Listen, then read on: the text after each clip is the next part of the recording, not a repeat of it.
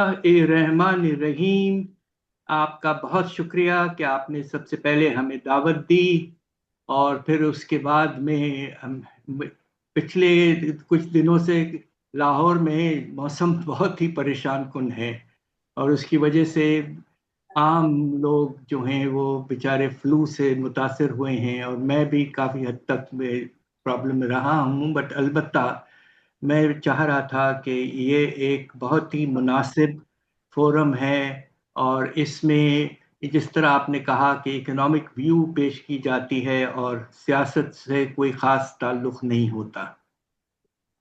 इस लिहाज से मैं आगाज़ करना चाहता हूँ और ये कहना चाहता हूँ कि इस वक्त पाकिस्तान में जो सबसे फंडामेंटल जो इस वक्त डिस्कशन हो रहा है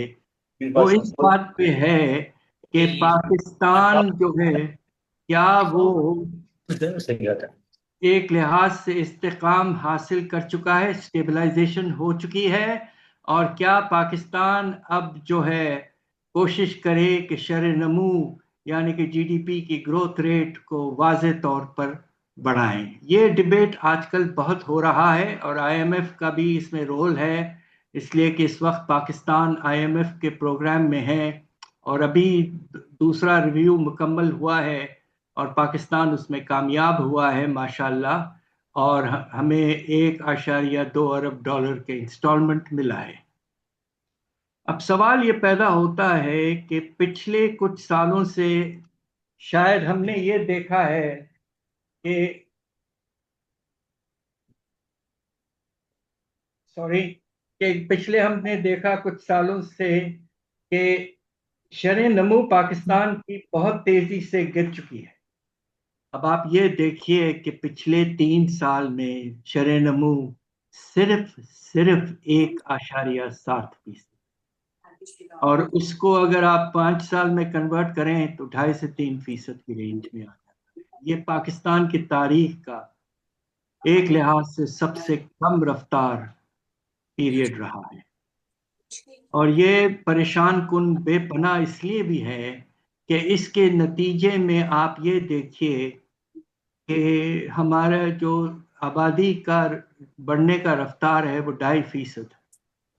तो नतीजा ये है कि इस वक्त आपकी फीकस आमदनी में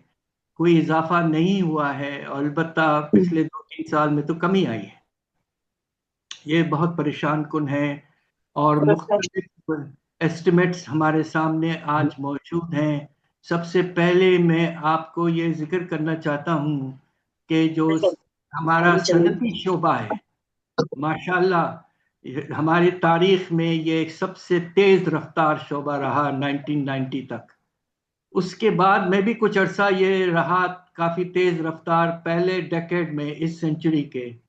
मगर उसके बाद से आहिस्ता आहिस्ता इसमें रफ्तार कम होती गई है, और पिछले कुछ सालों में तो इसमें ना होने के बराबर हो चुका है। और इसके नतीजे में जो सबसे परेशान कुन बात है वो ये है कि जो सरमायाकारी होती थी हमारे सनती शोबे में माशाल्लाह, काफी तेजी से प्राइवेट सेक्टर इन्वेस्टमेंट करता था। अब पोजीशन ये है कि पिछले 1-2 साल से इतनी कमी आई है इन्वेस्टमेंट में, हमारे लार्ज स्केल मैन्युफैक्चरिंग सेक्टर में खास तौर पे, कि वो इन्वेस्टमेंट अब पिछले 25 साल से कम, यानी कि 1999-2000 में जो इन्वेस्टमेंट का लेवल था रियल, आज हमारे लार्ज स्केल मैन्युफैक्चरिंग सेक्टर में उससे भी कम हो चुका है। और ओवरऑल इन्वेस्टमेंट लेवल पाकिस्तान का जो अल्लाह के फजल से अच्छे सालों में 17-18% तक पहुंच जाता था, अब वो मुश्किल से 12% पे फंसा पड़ा है। तो सवाल यही पैदा होता है कि क्या वजह है, और क्या ये जो शरह नमू में इजाफा हो सकता है अगर आपका इन्वेस्टमेंट लेवल इतना कम रहेगा। अब पिछले 2-3 साल में एक वाज़े तौर पर फैक्टर है जिसने आपके सरमायाकारी को कम किया, और वो ये कि हद से ज़्यादा हमने اب سر سود کو بڑھا دیا اور لے کر ایک وقت پہ 2 سال تقریباً پہلے 22% تک لے کے چلے گئے اسٹیٹ بینک کا پالیسی ریٹ. اس کے نتیجے میں انویسٹمنٹ تو کم ہونا ہی تھا، اور خاص طور پہ جو ماڈرن سیکٹر ہے، کارپوریٹ سیکٹر وغیرہ میں بھی بہت واضح طور پر کمی آئی ہے. ساتھ ساتھ پاکستان میں چونکہ شرح نمو اتنا کم ہو چکا ہے، جو انفارچونیٹلی جو ہیومن ڈیولپمنٹ اور سوشل انڈیکیٹرز جو ہیں ان میں بھی نمایاں کمی آ رہی ہے، اور پریشانی میں اس وجہ سے بھی اضافہ کچھ ہو رہا ہے. سب سے پہلے تو میں آپ کو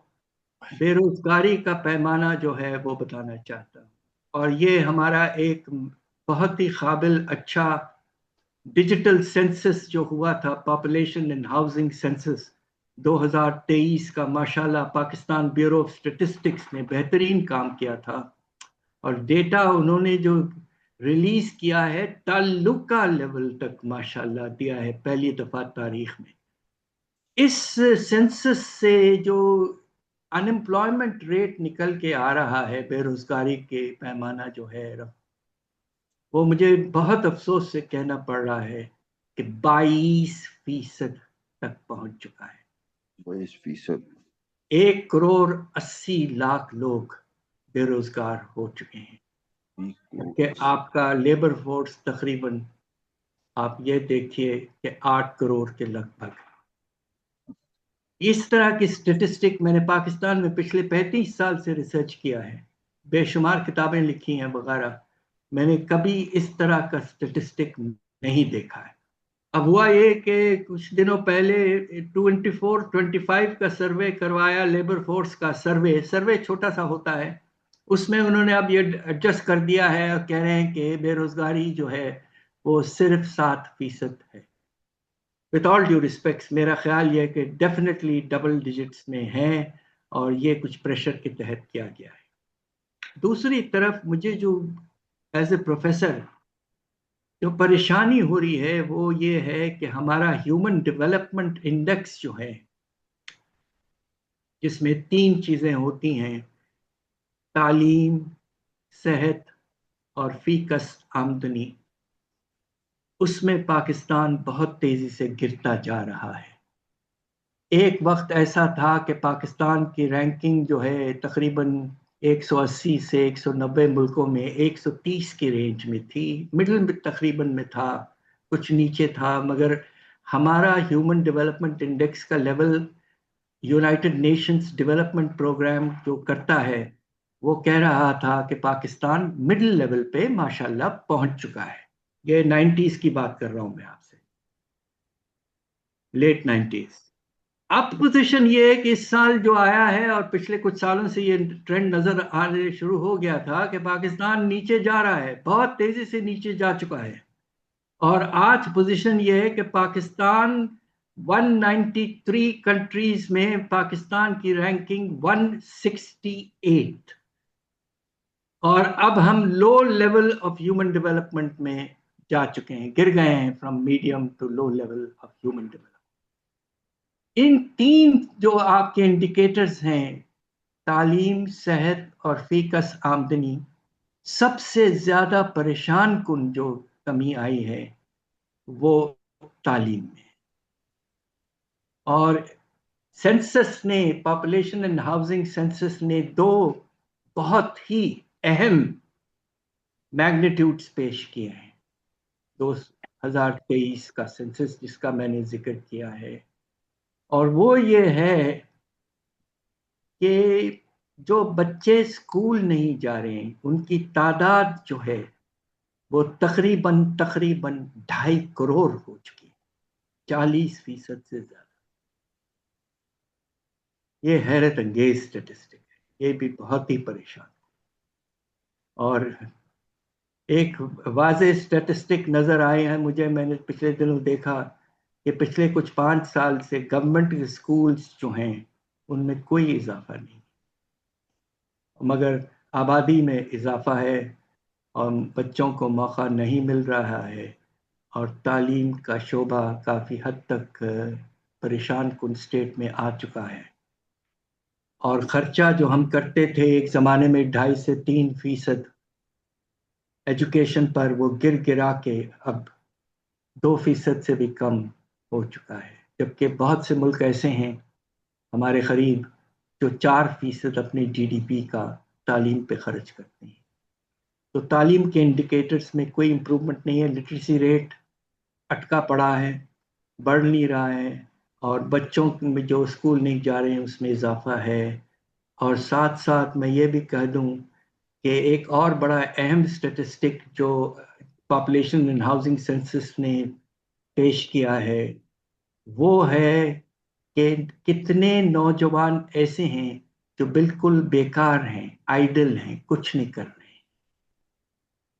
وہ پیمانہ بھی حیرت انگیز ہو چکا ہے۔ میں نے بڑے کیئرفلی کیلکولیشن کو آگے لے کے گیا ہوں، انمپلائڈ کو بھی لیا ہے۔ اس وقت نوجوان جو بیچارے کچھ نہیں کر رہے ہیں، وہ 2.10 کروڑ تک پہنچ چکا ہے نمبر۔ اور آخر میں آپ کو غربت کے بارے میں کہتا چلوں کہ ورلڈ بینک نے کہا ہے کہ پاکستان میں حالات خراب ہوتے گئے ہیں، قیمتوں میں اضافہ، کھانے پینے کے اشیاء میں خاص طور پہ بے روزگاری وغیرہ، اور اس کے نتیجے میں انہوں نے کہا ہے کہ پاکستان میں شاید اس وقت جو پاپولیشن غربت کے لکیر کے نیچے جا چکا ہے، وہ تقریباً 45% ہے، یعنی کہ تقریباً ایک حیرت انگیز لوگ نمبر ہے۔ تقریباً میں آپ کو کیا بتاؤں، 11.5 کروڑ لوگ غریب ہو چکے ہیں۔ تو یہ اسٹیٹسٹکس جو آ رہے ہیں، میں اینڈ میں یہ کہتا چلوں کہ اس بات پہ بہت پریشانی ہو رہی ہے۔ میں نے ریسرچ کیا ساری زندگی پاکستان پر، یہ کچھ انڈیکیٹرز ایسے میں نے پہلے نہیں دیکھے تھے، اور میری گزارش یہ ہے کہ پاکستان کو اب we have to forget all these differences and so on and so forth، اور بیٹھ کے ایک کنسنسس ڈیولپ کریں، پاکستان میں ایک میجر اسٹرکچرل ریفارم ایجنڈا لے آئے۔ ہمارے جو اس وقت کے پرائم منسٹر ہیں، انہوں نے ایک دفعہ چارٹر آف دی اکانومی کا بھی ذکر کیا تھا، اور میں نے اس پہ بیسس پر کتاب بھی لکھی ہے، چارٹر آف دی اکانومی۔ وقت آ گیا ہے کہ یہ جو روزانے کے ڈفرینسز ہوتے ہیں ان کو اب خدا کے لیے ختم کریں، اور ملک کے حالات پر توجہ دیں۔ معاشی حالات پریشان کن ہیں، ان کو بہتر کرنے کی کوشش کریں۔ میری طرف سے آپ کا بہت شکریہ، اور میں آپ سے اجازت چاہوں گا کچھ دیر کے بعد